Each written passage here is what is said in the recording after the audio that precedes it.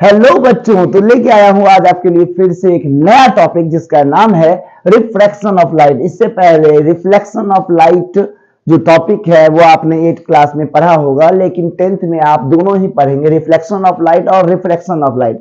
लेकिन इंपॉर्टेंट ये है कि अगर आपको रिफ्लेक्शन ऑफ लाइट पढ़ना है तो उसके लिए थोड़ा सा वेट करना पड़ेगा, इसके बाद वाला वीडियो हमारा उस पर रहेगा। बट अभी हमारा वीडियो है रिफ्रैक्शन ऑफ लाइट पे, जो कि लाइट का एक फेनोमेना है। दैट्स मीन जो लाइट हम लोग पढ़ते हैं उस लाइट में मेनली दो फेनोमेना काफी ज्यादा पॉपुलर है, वो एक है रिफ्रैक्शन और दूसरा है रिफ्लेक्शन।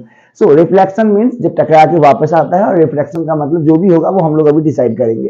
खैर, इसमें सबसे पहले जो हमारा एक नॉर्मल सा क्वेश्चन आएगा वो है कि लाइट क्या है, बिकॉज की लाइट तो क्वेश्चन कम से कम बनता है जो कि हम जवाब दें उसका, और इसके बाद हम लोग इसके टॉपिक्स को लेकर चर्चा करेंगे। तो लाइट क्या है, अगर इस क्वेश्चन को लेकर हम लोग सोचे कि नॉर्मली लाइट जो एक वर्ड है, ये लाइट क्या है, तो इसके लेके हम लोग क्या बोलते हैं कि light is a form of energy. मतलब लाइट जो है वो एनर्जी का एक फॉर्म है जो कि मदद करता है किस चीज में, किसी भी ऑब्जेक्ट को देखने में। यानी कि जब आप किसी ऑब्जेक्ट को देखते हैं तो उसको देखने में लाइट हेल्प करता है। कैसे करते हैं, अगर नॉर्मली इसको सोचा जाए तो मान लीजिए कि कोई ऑब्जेक्ट है और इस ऑब्जेक्ट पर कोई भी लाइट जाता है, तो लाइट जाने के बाद क्या होगा, टकरा के ये सीधे हमारे जो हमारा आइज होगा उस आइज पे ये आएगा। यानी कि गौर करिएगा, लाइट जो है वो सबसे पहले ऑब्जेक्ट पे टकराएगा और टकरा के जब हमारे आइज पे आएगा तब जाके इस ऑब्जेक्ट का जो इमेज होगा वो हमारे आइज के रेटिना में बनेगा और हम इसको देख सकते हैं। मतलब साफ है कि लाइट जो है वो एक एनर्जी का फॉर्म है और इसका मेन वर्क क्या होता है, ये मदद करता है, हेल्प करता है किस चीज में, किसी भी ऑब्जेक्ट को देखने में। बट अगर मान लीजिए क्वेश्चन ये उठ जाता है कि लाइट जो है वो किस चीज का बना होता है, तो नॉर्मली इसमें एक वर्ड आता है, इसको याद रखना है। इस वर्ड को हम लोग फोटोन बोलते हैं, PHOTON, फोटोन। यानी कि लाइट जो है वो फोटोन का एक बंडल होता है। फोटोन का बंडल का मतलब क्या हुआ कि इसके जो ईच एंड एवरी पार्टिकल्स होते हैं उस पार्टिकल्स को हम लोग फोटोन करते हैं। जैसे कि हम लोग इलेक्ट्रॉन, प्रोटॉन, न्यूट्रॉन, ये सब वर्ड्स होते हैं, यानी कि जो फंडामेंटल पार्टिकल्स हैं उसी में एक खास नाम है फोटोन। जो कि फोटोन आपको क्या होता है, एक पार्टिकल होता है और इसके ग्रुप ऑफ बंडल जो होते हैं वो लाइट के रूप में जो है वो हर जगह जो है वो डिस्चार्ज होते रहते हैं। मतलब साफ है कि लाइट जो है वो फोटोन का एक बंडल है जिसका मेन वर्क क्या है कि ये हमको किसी भी ऑब्जेक्ट को देखने में मदद करता है। ये हम लोग समझ में आता है, ठीक है। अब आगे बढ़ते हैं इससे। अगर तो अब क्या है कि रिफ्रैक्शन ऑफ लाइट की अगर हम लोग बात करते हैं, रिफ्रैक्शन ऑफ लाइट की, तो उसमें क्या होता है, लाइट का मेन वर्क क्या होता है। लाइट का मेन वर्क होता है कि लाइट जब भी ट्रैवल करता है तो वो हमेशा स्ट्रेट लाइन फॉलो करेगा। दैट्स मीन कि लाइट को अगर आप फ्रीली मूव कराते हैं बिना किसी अपेक्टिव ऑब्जेक्ट को सामने में रखे, अगर उसको आप मूव कराते हैं तो वो आपको एकदम फ्रीली स्ट्रेट लाइन में मूव करेगा, एकदम से स्ट्रेट लाइन में वो आपको मूव करके दिखाएगा।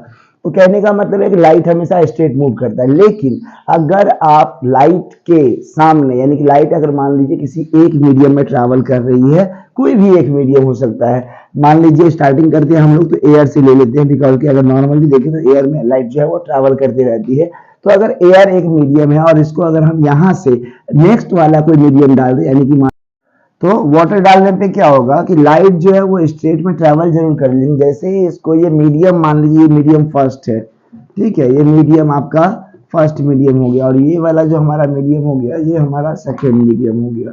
जरा सोच के देखिए कि अगर मीडियम फर्स्ट से मीडियम सेकेंड में जा रहा है तो ये भी तो देखिए कि जो एयर है वो एयर से अब लाइट जा रहा है वाटर में, तो एक मीडियम से जब दूसरे मीडियम में ट्रैवल करेगा लाइट, तो वहां क्या होगा, वो अपना जो मेन उसका पाथ होगा, मेन पाथ का मतलब क्या हो गया, ओरिजिनल पाथ, यानी कि वो स्ट्रेट लाइन में मूव करना चाहिए, वो स्ट्रेट लाइन में मूव करना चाहिए।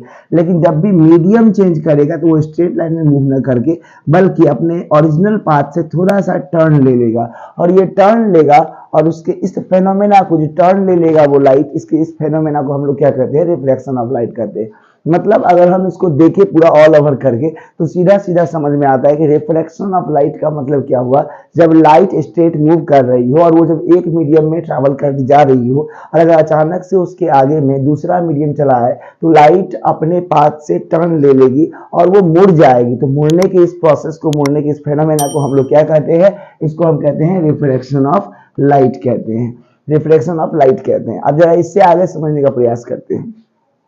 रिफ्लेक्शन ऑफ लाइट में बहुत कुछ जानने को होता है, वो हम आपको बारी बारी से बताते हैं, समझिएगा। रिफ्लेक्शन ऑफ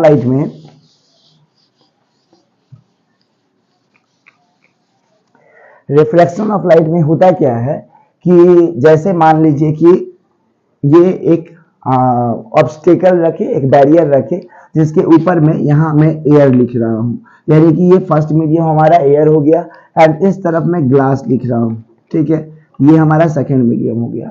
अब मान लीजिए कि लाइट यहाँ से आएगी, ठीक है, यहाँ आई तो अगर नॉर्मल वे में देखें तो इसको स्ट्रेट लाइन ऐसे चले जाना चाहिए था, क्योंकि लाइट हमेशा स्ट्रेट लाइन को फॉलो करती है। बट यहाँ पे होगा क्या वो समझिए, जैसे ही मीडियम एक मीडियम से दूसरे मीडियम में ट्रैवल करेगी, ये जैसे ही उसमें पासिंग होगी वैसे ही क्या होगा, ये अपना पाथ चेंज करेगी। पाथ चेंज करने वक्त में यहाँ पे दो इंपॉर्टेंट बातों का ध्यान रखना पड़ता है। सबसे पहले कि रेयर मीडियम और डेंसर मीडियम, ये दो अलग अलग तरह के मीडियम्स होते हैं। देखिए जहां पे भीड़ भाड़ कम होता है, पार्टिकल्स कम भीड़ भाड़ लगाते हैं, वैसे जगह को हम लोग बोलते हैं रेयर मीडियम, रेयर यानी कि रेयरर मीडियम। और जहां पे भीड़ भाड़ ज्यादा होगा, पार्टिकल्स ज्यादा आपस में जो उसका इंटरमोलिकुलर फोर्स होगा वो ज्यादा काम करेगा और पार्टिकल ज्यादा कोलैप्स करेगा, तो इसको हम लोग क्या बोलते हैं, डेंसर मीडियम कहते हैं, डेंसर मीडियम। तो रेयर मीडियम से डेंसर मीडियम में जब भी लाइट जाती है तो वहां पे होता क्या है कि अगर ये लाइट ऐसे पास की और ये स्ट्रेट आपको मैं शो कर रहा हूं, तो यहाँ पर आपको क्या करना पड़ेगा, जिस पॉइंट पे ये आपको एक मीडियम से दूसरे मीडियम में जा रहा है, मतलब प्लेन के जिस पॉइंट पर ये आपको पासिंग कर रहा है, उस जगह से आपको एक नॉर्मल खींचना होगा, बिल्कुल नॉर्मल खींचना होगा। उसी तरीके से जैसे कि आप याद कीजिए, इससे पहले रिफ्लेक्शन ऑफ लाइट अगर कभी आपने पढ़ा होगा तो उसमें आपको याद होगा कि जो मिरर होता है, उस मिरर पर जब हम कोई भी लाइट को जो है हम अगर ये पासिंग करवाते हैं तो कुछ इस तरह से रिफ्लेक्ट होती है, और रिफ्लेक्ट होने के कारण क्या होता है, जीवॉन्स में यहाँ एक नॉर्मल खींचा जाता है, जो कि उसके ठीक बिटवीन पॉइंट जहाँ पे वो रिफ्लेक्ट करती है उसी पोजीशन पे होता है। तो सेम एज यहाँ पे आपको एक नॉर्मल खींचा गया है, ये नॉर्मल हमारा मान लीजिए n है अगर, तो इस नॉर्मल के अकॉर्डिंग बात करेंगे, अगर रेयर से डेंसर में जाएगा तो लाइट जो है वो नॉर्मल के तरफ मुड़ जाएगी, नॉर्मल के तरफ मुड़ जाएगी, ध्यान रखिएगा, मतलब जा रही है ऐसे और ये थोड़ा सा ऐसे टर्न लेके बिल्कुल ये बन जाएगी लाइट। तो अब रियल इसका जो पाथ दिख रहा है आपको फ्रॉम रेयर टू डेंसर, वो दिख रहा है कुछ इस तरीके से यहाँ, और यहाँ से ये जो मिडिल पोर्शन दिख रहा है ये वाला, मतलब क्या हुआ कि ये अपने नॉर्मल के तरफ मुड़ गई, जो इसका नॉर्मल है उसके पोर्शन में ये वाला लाइट उसके पोर्शन में आके मुड़ गई। तो अब आगे समझने को लेकर क्या है समझिए।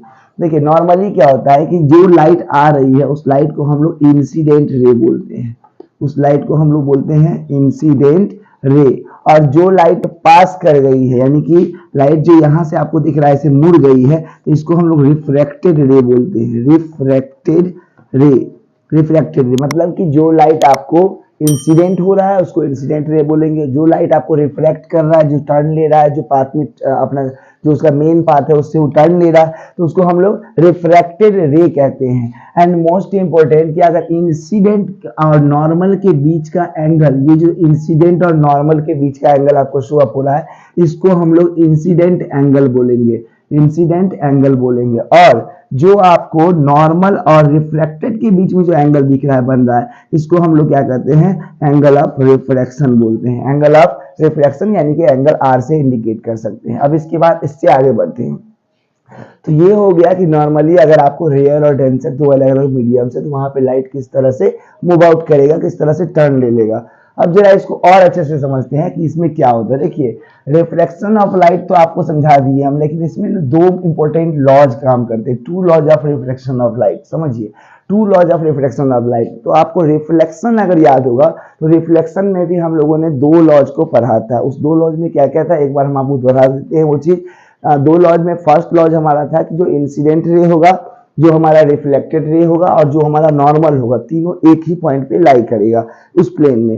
एंड सेकेंड उसका लॉज बड़ा ही सिंपल था कि angle of incidence is equal to angle of reflection. अब यहाँ पर क्या बात है कि यहाँ भी हमारा फर्स्ट लॉ उससे बिल्कुल मिलता जुलता है। वो फर्स्ट लॉ ये कहता है, फर्स्ट लॉ ध्यान में रखिए कि ये कहता है कि फर्स्ट लॉ हमारा ये कहता है कि जो इंसिडेंट रे होगा, जो इंसिडेंट रे होगा आपका, ठीक है, जो आपका रिफ्रैक्टेड रे होगा, रिफ्रैक्टेड रे होगा, और जो आपका नॉर्मल होगा, ये तीनों आपको एक ही पॉइंट पे, यानी कि वन पॉइंट पे जो है ये लाई करेगा, एक ही पॉइंट पे लाई करेगा। मतलब साफ है कि अगर मान लीजिए ये एक मीडियम है, यहाँ से ऐसे गया, ये ऐसे जाना चाहिए था, ये ऐसे नॉर्मल हो गया, और ये मान लीजिए इस तरफ मुड़ के ऐसे चला गया, तो इस कंडीशन में जो इसका इंसिडेंट रे होगा, यानी कि ये वाला, जो इसका रिफ्रैक्टेड रे होगा ये वाला, और जो इसका नॉर्मल है ये वाला, ये तीनों आपको एक ही पॉइंट पे यहाँ पे लाई करेगा और इसी कंडीशन को फर्स्ट लॉ बोला गया है, फर्स्ट लॉ। और अगर सेकेंड लॉ की बात करेंगे तो वहां थोड़ा सा चेंजिंग होगा उससे, और इसमें ये होगा कि जो इसका एंगल ऑफ इंसिडेंस होगा यानी कि ये वाला, और जो इसका एंगल ऑफ रिफ्रैक्शन होगा ये वाला, इस दोनों का जब आप साइनिक लेते हैं, साइनिक, साइनिक का मतलब क्या हुआ कि साइन एंगल आई, साइन आई ऐसे ले लीजिए, समझ लीजिए ये इंसिडेंस एंगल हो गया हमारा एंगल आई, तो sine I and by sine R, sine R, तो ये जो है ना एक कांस्टेंट वैल्यू देगा, ये क्या देगा, एक कांस्टेंट वैल्यू देगा। ये है इसका second law of refraction. Refraction में कहता है कि अगर आप साइनिक ऑफ एंगल आई लीजिएगा और साइनिक ऑफ अगर आप एंगल आर लीजिएगा यानी कि रिफ्रैक्शन लीजिएगा तो वो आपको एक कांस्टेंट वैल्यू शो करेगा। अब यहाँ ध्यान देने वाला बात ये है कि जो अभी मैंने आपको निकाल के दिखाया है ये एक तरह का आपको रिफ्रैक्टिव इंडेक्स भी होता है और ये एक तरह का आपको क्या होता है, स्नेल्स लॉ भी होता है। मतलब स्नेल्स के लॉ से इसको काफी ज्यादा पॉपुलैरिटी मिली है, इस सेकेंड लॉ को ये स्नेल्स लॉ के नाम से जाना जाता है, एंड साथ ही ये रिफ्रैक्टिव इंडेक्स भी होता है। अब इसमें आपके मन में बस एक चीज अगर उठ गया होगा कि साइन आई और साइन आर इसको कैसे समझा जाए, तो इसको बड़ा ही आसानी से आप समझ सकते हैं। जैसे कि मान लेते हैं 1 मिनट के लिए, लेकिन उससे पहले हम आपको कुछ और समझाते हैं ताकि आपको और अच्छी समझ में आए। आप पहले यहाँ पर ये देखें कि इंसिडेंस एंगल और रिफ्रैक्टेड एंगल, इस दोनों में आप ध्यान देखिए कौन बड़ा और कौन छोटा है। तो आपको दिखाई दे रहा होगा इंसिडेंस एंगल जो हमारा है ना वो रिफ्रैक्टेड एंगल की तुलना में काफी बड़ा है। मतलब एंगल आई की बात करेंगे तो ये बड़ा है किससे, एंगल आर से। लेकिन कंडीशन याद रखिए, ये कंडीशन कौन सा कंडीशन है, जब ना रेयर से डेंसर में जा रहा है। मतलब लाइट जब रेयर से डेंसर में जाएगी तो वहां पर एंगल ऑफ इंसिडेंस बड़ा हो जाएगा एंगल ऑफ रिफ्लेक्शन से। और इसके अपोजिट अगर काम करे, अगर लाइट डेंसर से रेयर में जाएगी, ध्यान रखिए अगर लाइट जो है वो डेंसर से रेयर में जाएगी तो इस कंडीशन में क्या होगा डेंसर रेयर में, कि आपका एंगल ऑफ रिफ्लेक्शन जो है वो बड़ा हो जाएगा और एंगल ऑफ इंसिडेंस आपका छोटा हो जाएगा। यानी एंगल ऑफ रिफ्लेक्शन बड़ा हो जाएगा और वो एंगल ऑफ जो ये है आपको क्या बोलते हैं उसको, एंगल ऑफ इंसिडेंस, वो आपको छोटा हो जाएगा, ध्यान रखिएगा। अब इस चीज को अगर हम यहाँ पे कोई एक चीज को हम पार्टिसिपेट करके उतारे अगर, तो मान लेते हैं हम फर्स्ट वाले केस को लेते हैं रेयर और डेंसर को लेकर। तो इस केस में हमारा आई बड़ा है, तो आई अगर बड़ा है तो हम बड़ा ले लेते हैं, यानी कि साइन आई की जगह पे हम कोई एंगल ले लेते हैं, मान लीजिए 45 डिग्री, तो साइन हो जाएगा कितना 45 डिग्री। अब बाई ले लेते हैं साइन आर, तो आर हमारा ये छोटा है तो मान लेते हैं वो 30 डिग्री, ठीक है ये मान लिए। और तब वैल्यू निकालिए, साइन 45 का वैल्यू कितना होता है 1/√2 होता है, तो 1/√2 लिख दिए, एंड मल्टीप्लाई हो जाएगा साइन 30 का वैल्यू कितना 1/2 होगा, यानी कि हो जाएगा 2/1। अब इस केस में ये 2 को आप लिख सकते हो √2 × √2, जो कि ये कैंसिल हो जाएगा और आपका वैल्यू √2 यहाँ पे आ गया, √2 का वैल्यू 1.41 होता है। मतलब मेरे कहने का वो जो कांस्टेंट वैल्यू यहाँ पे लिखा है उस कांस्टेंट वैल्यू का यहाँ वैल्यू कितना आ गया 1.41। लेकिन उसके लिए कौन सा कंडीशन रखना पड़ा कि आपका एंगल कितना है वो आपको जानना पड़ेगा, और वो रेयर से जा रहा है डेंसर में कि डेंसर से रेयर में, वो भी जानना होगा। तो ये हो गया आपका रिफ्रैक्टिव इंडेक्स। अगर याद रखना है किसी को अगर कि रिफ्रैक्टिव इंडेक्स को हम क्या चीज से इंडिकेट करेंगे, ध्यान रखिएगा उसको हम लोग न्यू बोलते हैं और हम लोग उसको इससे इंडिकेट करें। मतलब ये जो है ना आपको रिफ्लेक्टिव इंडेक्स को इंडिकेट करने का एक कह सकते हैं यूनिट है ये आपको, ठीक है। अब अगर लॉज ऑफ रिफ्लेक्शन आपको समझ में आ गया और रिफ्लेक्शन, तो अब कुछ एग्जांपल समझते हैं कि इसमें एग्जांपल्स का क्या मतलब है। देखिए एग्जांपल्स में आप ऐसे ले सकते हैं, मान लीजिए किसी ग्लास में अगर पानी भरा हुआ है उसमें आप अगर स्टिक रखते हैं तो स्टिक का आप देखिएगा साइज जो है वो पहले की तुलना में काफी ज्यादा आपको बड़ा लगेगा और थोड़ा सा मुड़ा हुआ लगेगा। ये कंडीशन आपको बताता है कि ये इसका रिफ्लेक्शन का एग्जाम्पल है। अगर इसके अलावा और सोचते हैं तो मान लेते हैं जैसे पानी से भरा ग्लास है, उसमें अगर आप नींबू डाल देते हैं, नींबू पहले जो आपके हाथ में था उसका साइज और पानी में डालने के बाद उसका साइज, दोनों में आपको डिफरेंस समझ में आ जाएगा कि वहां थोड़ा सा मोटा हो गया। मतलब साफ है कि साइज में चेंजिंग हो जाता है, उसका जो अपना इमेज बन रहा है उस इमेज में चेंजिंग होने लग गया, और इसी सिचुएशन को हम लोग क्या बोलते हैं, रिफ्रैक्शन बोलते हैं। अब एग्जाम्पल के बाद यहाँ से हम आगे बढ़ रहे हैं, वो है हमारा लेंस, बिकॉज की रिफ्रैक्शन का मेन टॉपिक खत्म हो गया। लेंस है साइन कन्वेंशन में, मैं आपको दोनों फटाफट बता देता हूं, इधर मैं मिटा भी देता हूं इसको।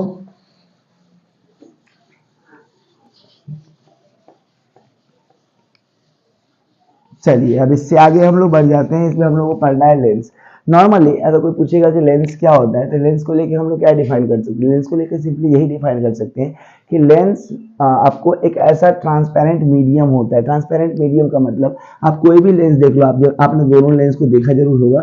ये है आपको एक फर्स्ट वाला आपको हो गया कॉन्वेक्स लेंस और सेकेंड वाला हो गया हमारा कॉनकेव लेंस। तो दोनों ही लेंस में एक चीज कॉमन आपको दिखाई देता है कि दोनों में क्या है, ट्रांसपेरेंट मीडियम का यूज किया गया है, मतलब जो आर पार चला जाए लाइट जिससे, उसका यूज किया गया है। और ये क्या चीज का बना होता है, ये ग्लास का बना होता है। मतलब मेरे कहने का साफ है कि ट्रांसपेरेंट मीडियम ऐसा लेना है जो कि ग्लास से बना हुआ हो, और वहां पे क्या है कि वो कर्व्ड होना चाहिए। गौर कीजिए, इसमें भी आपको कर्व्ड नजर आ रहा है और इसमें भी कर्व्ड नजर आ रहा है। तो कर्व्ड सेक्शन होना चाहिए, ट्रांसपेरेंट मीडियम होना चाहिए और वो ग्लास का बना होना चाहिए। तो नॉर्मली वो लेंस के रूप में आपको देखने को मिलेगा।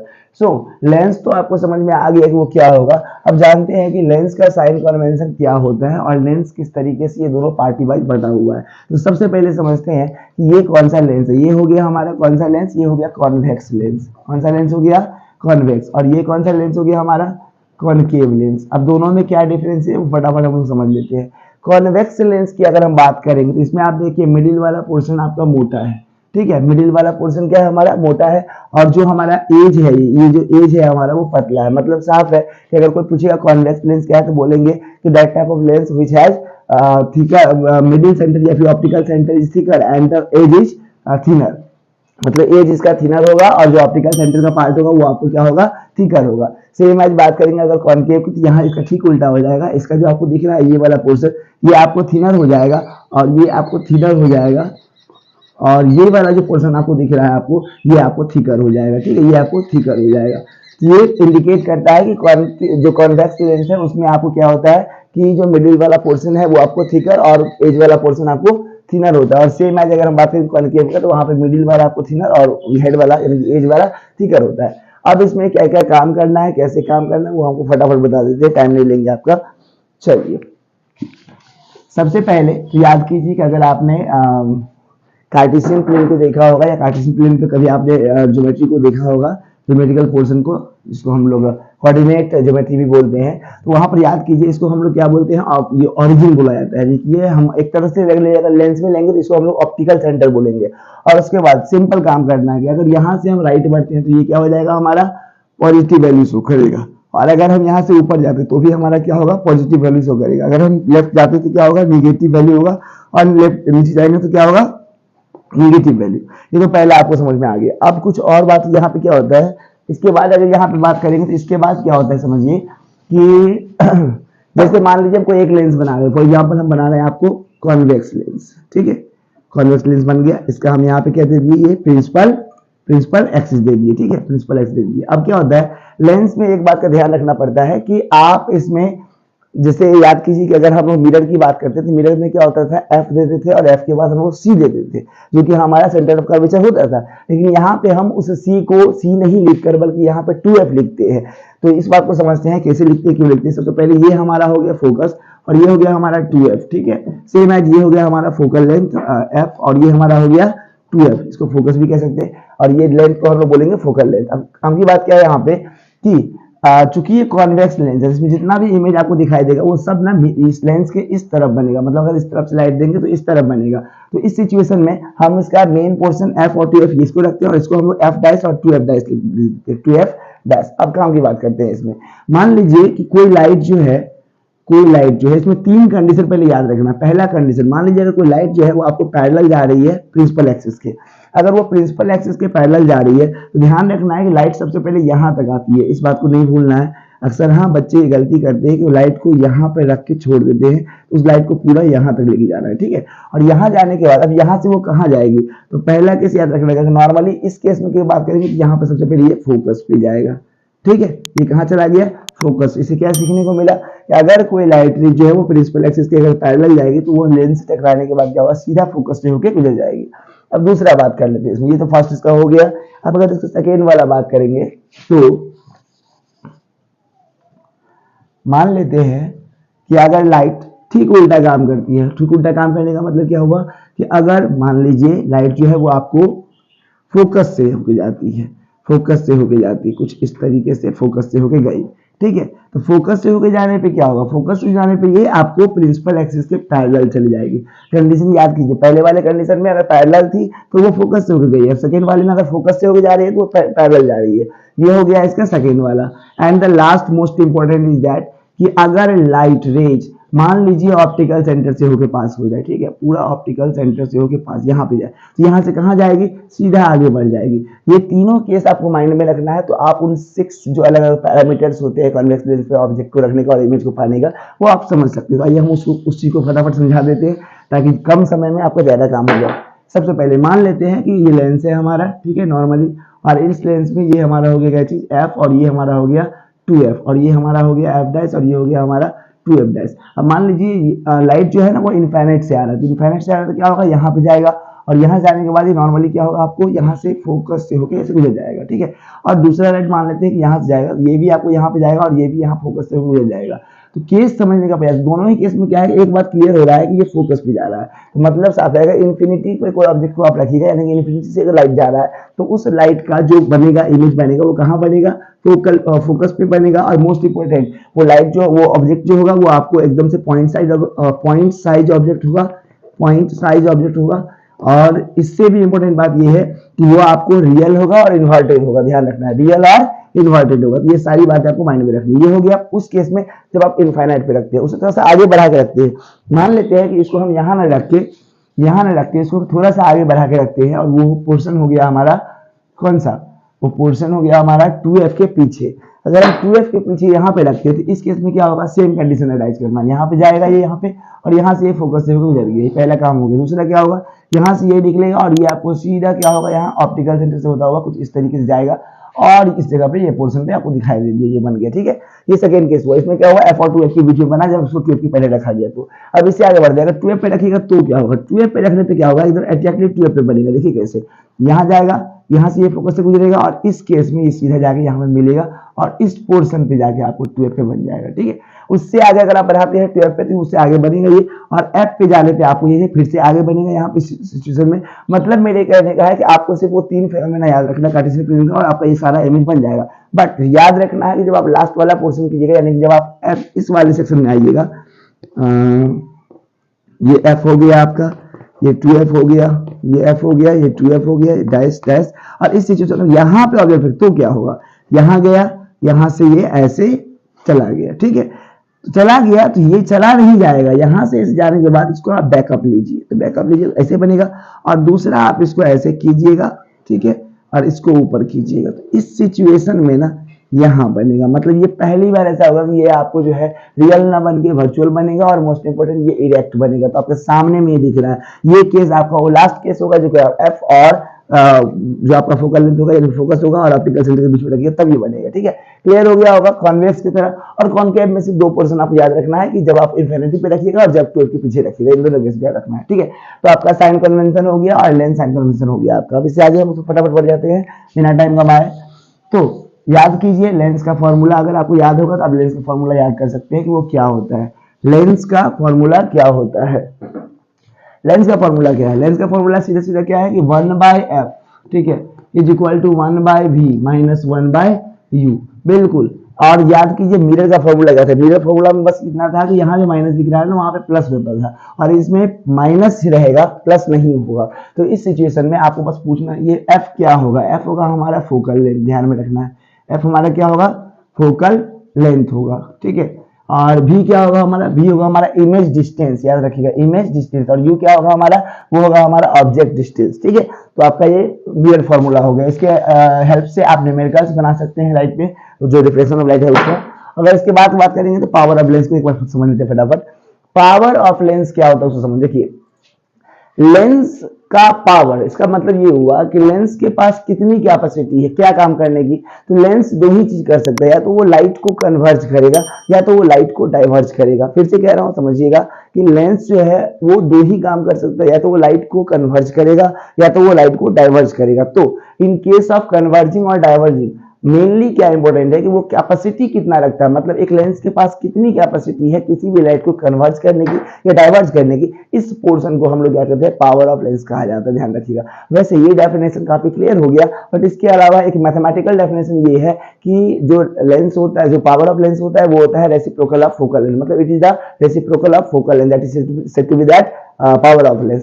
सो हम उसको अगर ऐसे देखें तो हम लिख सकते हैं P is equal to 1/f, जहां f हमारा फोकल लेंथ होगा, ठीक है। अब अगर यूनिट की बात कर लेते हैं तो नॉर्मली यहाँ दो तरह से यूनिट आप निकाल सकते हैं। पहला कि अगर आप इसको देखें नॉर्मली तो 1 बाय और f आपका जो है वो फोकल लेंथ हुआ और लेंथ के लिए हम इसको मीटर बोल सकते हैं, मतलब 1 बाय m बोल सकते हैं। तो इस कंडीशन में हमारा इसका यूनिट क्या हो जाएगा, पर मीटर, यानी कि मीटर पर -1 हो जाएगा। लेकिन सीजीएस जो आपका एसआई यूनिट की बात करेंगे तो वहाँ पावर का एसआई क्या होता है, पावर ऑफ लेंस का वो होता है आपको डायऑप्टर, याद रखना है, डायऑप्टर, ये बात माइंड में रखना है। और इसको हम लोग इंडिकेट करते हैं कैपिटल डी से, ध्यान रखिए। ये हो गया पावर ऑफ लेंस का यूनिट हो गया। अब अगर इससे आगे बढ़ते हैं बिना टाइम गवाए तो अब है हमारा सम ऑफ पावर ऑफ लेंस। ठीक है, सम ऑफ पावर ऑफ लेंस मतलब क्या हुआ, ये लास्ट टॉपिक है जिसमें हमको ये बताना रहता है कि अगर मान लीजिए कि 1 नहीं, 2 नहीं, 3 नहीं, 4 नहीं, बहुत सारे लेंसेज को अगर हम आपस में ऐड कर लेते हैं तो उस सिचुएशन में क्या होगा उसका रिजल्टेंट वैल्यू। तो मान लेते हैं कि लेट 3, ठीक है, लेट 3 पावर ऑफ लेंस, ठीक है, लेंस। तो इस कंडीशन में हम 3 पावर ऑफ लेंस कौन कौन सा ले सकते हैं, P1, ठीक है, P2 एंड P3। और टोटल पावर की बात करेंगे तो वो कितना हो जाएगा, टोटल पावर हो जाएगा कैपिटल P। तो कैपिटल P की बात करेंगे, PT याद रख लीजिए, टोटल पावर अगर रखें तो वो क्या हो जाएगा, P1 plus P2 plus P3। और इसको ऐसे अगर देखें तो P यानी कि पावर ऑफ लेंस क्या होता है, 1 बाय f, और 1 बाय f किसके बराबर हो जाएगा, 1 by f1 plus 1 by f2 plus 1 by f3। तो अगर आपको वीडियो समझ में आया होगा, आपको अच्छा लगा होगा तो प्लीज इसको लाइक कीजिएगा, सब्सक्राइब कीजिएगा, और चैनल पर अगर नए हैं तो प्लीज सब्सक्राइब कर लीजिएगा। Thank you very much, have a nice day to all of.